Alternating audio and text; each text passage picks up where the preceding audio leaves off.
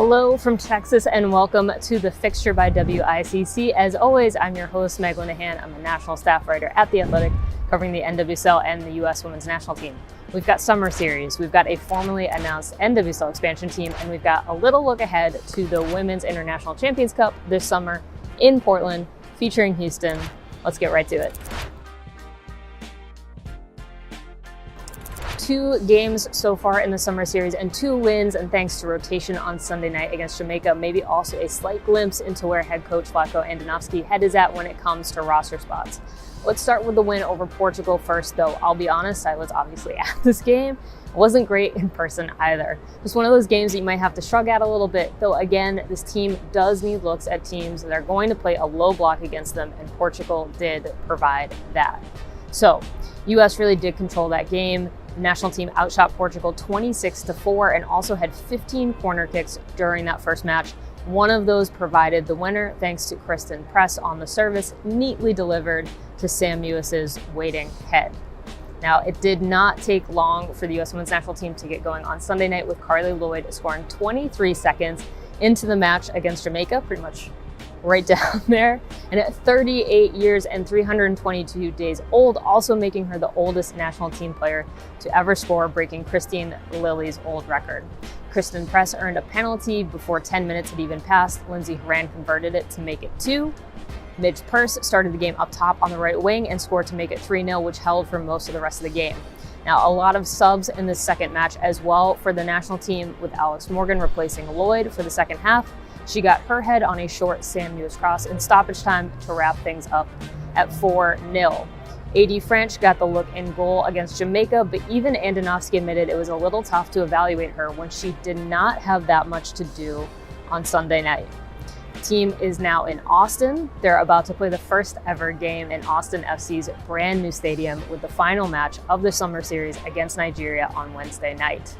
Now, one last thing. Listen, yes, we got 2 US women's national team wins, but if you missed Sunday's opening match between Portugal and Nigeria, absolutely track that game down and watch it, even if you know the result. It was a wild back and forth game. The crowd in Houston heavily got on Nigeria's side after they allowed an especially painful own goal. Then they clawed their way back into that match. It was honestly my favorite game I have been at since I've been able to get back to games. Some major and long overdue NWSL news last week as the league finally announced the 12th expansion team as a go for 2022. The team was originally announced for Sacramento, but as I've been reporting over at The Athletic for a while, owner Ron Burkle asked to move the rights to the expansion team down to San Diego. With everything finally approved, NWSL and San Diego is officially a go. The team will, of course, kick off in 2022, but it's at Torero Stadium, which is on the campus of the University of San Diego. It's also home to the San Diego Spirit back in WSA, but it only seats about 6,000 people, though folks at the team have made their commitment clear to finding a larger and more permanent solution. Now, there's one major hire in place already. I'm sure you've seen it. Jill Ellis is serving as the team's president. She met with the media on day 1, but here's a little bit of what Jill is thinking around the San Diego team from the videos they released at launch. Listen, we want to build a club that, people want to be connected to. We want it to be a rallying point for the community. I mean, this is such a diverse environment down here, bringing people together through soccer. I think that's what we can provide, and I think the fans here are going to love, not just connecting with the players, but also connecting with each other through soccer.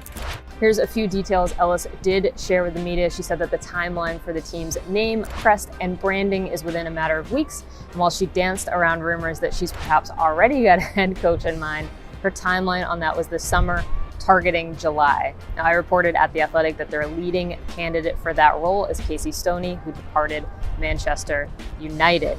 Now, the team is also already given its allocation money and can start talking to players for contract negotiations, also according to Ellis.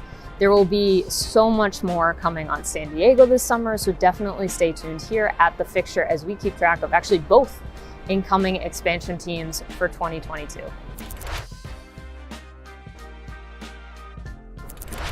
Since I am here filming at BBVA Stadium this week while on the road in Texas, we thought it would be the perfect time to talk about the Houston Dash and what they're going to bring to the Women's International Champions Cup later this summer in Portland. Now, of course, the Dash qualified for the Women's ICC with their 2020 Challenge Cup win. And yes, there is a banner up here in the stadium, actually directly above me, celebrating the club's first major win in the NWSL. They did miss out on defending their title in the 2021 edition of the Challenge Cup, but the Dash have managed to find some wins ahead of the international break over the Chicago Red Stars and Kansas City. They went into the FIFA break sitting 5th on the NWSL table. Now, I want to highlight a couple of players. First, the center back pairing of Megan Oyster and Katie Naughton, who I think honestly have a very solid argument for being one of the best center back pairings in the league. They're steady, but hey, Katie Naughton even scored the game winner for the Dash against Kansas City, so they're doing it all right now.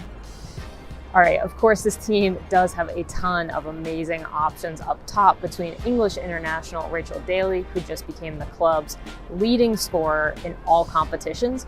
We've got Canada's Nichelle Prince, Christy Mewis, of course, who's fighting for a U.S. women's national team roster spot right now, Shea Groom, the list goes on. Now, the Dash didn't make a ton of adjustments for 2021, which is a bit of an interesting move as teams like Portland opted for some major trades, and teams are also adding some big international talent across the league. I mean, you think about OL Reign, even Racing Louisville FC. Right now, Maria Sanchez is on loan with the team just for the month of June. Will they keep her around? I guess we're going to find out together. Ultimately, why all 4 teams at the Women's ICC have lifted a trophy in order to qualify, Houston might be looking at the toughest path to adding another piece of hardware to the cabinet. That said, we've already seen Portland can be followable this season. You're just going to have to head to Providence Park or tune in to via ESPN to find out how this one goes, the Women's International Champions Cup this August. Thank you for joining me here on the Fixture, filming from BBVA Stadium. Pre-sale begins on June 22nd for the Women's ICC tournament. Make sure you get on that list for tickets. Visit internationalchampionscup.com to sign up right now. As always, make sure you don't miss a thing by following at ICC Women on Twitter and Instagram for all the latest. You can like International Champions Cup on Facebook. You can find me at It's Meg Linehan. I'll be home next week, but thank you for watching, and I will see you then.